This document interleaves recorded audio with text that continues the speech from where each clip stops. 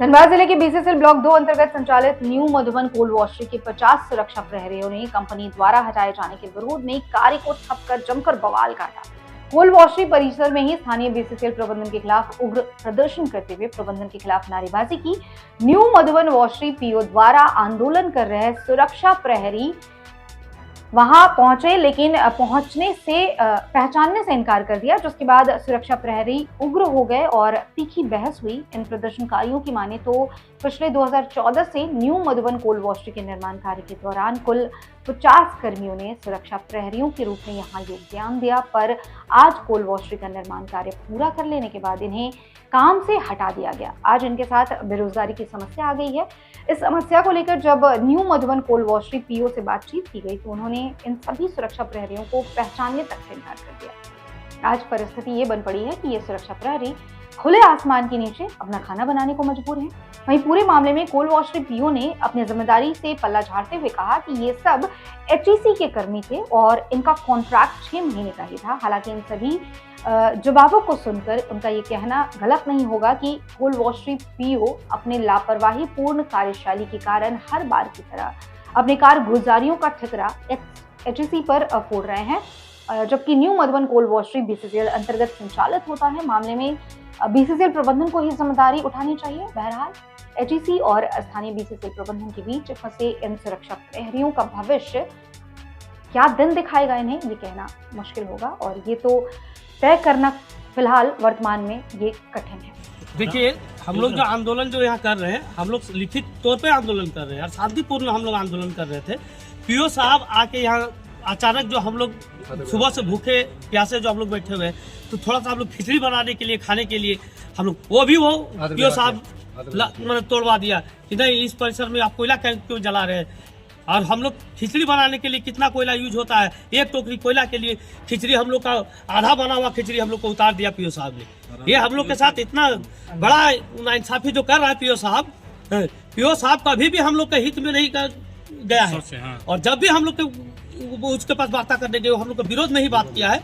ये new Madhuban washery का PO का देन है कि वो यहाँ का मजदूर विरोधी है। उसी के चलती आज यहाँ एक भी लोकल आदमी इस चेन्नई राधा कंपनी में काम नहीं कर रहा है। ये सारा देन यहाँ का पीओ साहब का देन है। 75% जो बोला गया लोकल का आरक्षण है, इस वासरी में इन्होंने ये सारा चीज बेच के खा गया। इन्होंने ये सारा फॉर्मूला यहाँ बेच दिया। इनको सिर्फ चाहिए कमाई, इसको कमाई के लिए ये कुछ भी कर सकता है। ये लोग सिर्फ कमीशन खाने के लायक है, पीओ के लायक कोई नहीं है। यहाँ पे स्थानीय यहाँ जितना भी टोटल स्थानीय है। और सिर्फ ये जब भी हम लोग का वार्ता हुआ है, अनेक कंपनियां यहाँ कोई भी कंपनी द्वारा या तो किसी भी राजनेता के द्वारा या धरना प्रदर्शन हुआ, ये पहले से कर दिया कि हम 50 सिक्योरिटी लोकल हम रख चुके हैं। और वो आज वो बोल रहे हैं कि नहीं, ये लोग कौन है, इन लोग को तो हम पहचान भी नहीं करते हैं। और ये चेन्नई राधा को दिया हुआ लिखित हम लोग पास प्रूफ है कि ये बोला है कि 50 सिक्योरिटी हमारा बराबर के लिए यहाँ लोकल हम रख चुके हैं। और आज ये इस बात से भी मुँह कर रहे हैं।